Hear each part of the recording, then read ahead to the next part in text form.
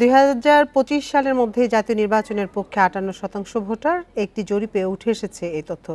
বিকেলে রাজধানী ফার্মগেটে জরিপের ফল প্রকাশ করে গবেষণা সংস্থা ইনোভেশন। এছাড়া আগের চেয়ে চাঁদাবাজি 41% বেড়েছে বলেও উঠে এসেছে জরিপে।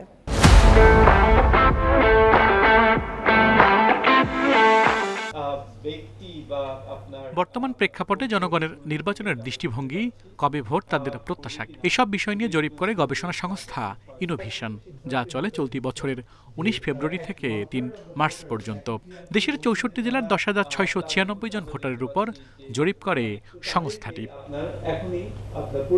চলতি বছরই জাতীয় নির্বাচনের পক্ষে জরিপে অংশগ্রহণকারীদের 58%, আর 2026 সালের পরও নির্বাচনের পক্ষে মত 10.09% ভোটারের। জুনের মধ্যেই 31.6% আপনার ভোটার নির্বাচন চাচ্ছেন এবং ডিসেম্বরের মধ্যে আরো 26.5%, অর্থাৎ আগামী 9 মাসের মধ্যেই বা 8 মাসের মধ্যেই আপনার প্রায় 58.1% ভোটার নির্বাচন চাচ্ছেন। জরিপের ফল বলছে রাজনৈতিক ও সাংবিধানিক সংস্কার জনগণের অগ্রাধিকারে নেই। জরিপে অংশগ্রহণকারীদের মাত্র 9.3% রাজনৈতিক সংস্কার চান, আর সাংবিধানিক পরিবর্তনের দাবি করেছেন মাত্র 5.3%।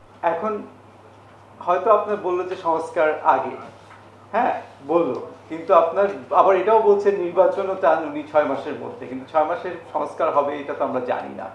তো তখন আবার অনেকে হয়তো দুইটাকে সাংঘর্ষিক হিসেবে আলোচনা করতে পারেন।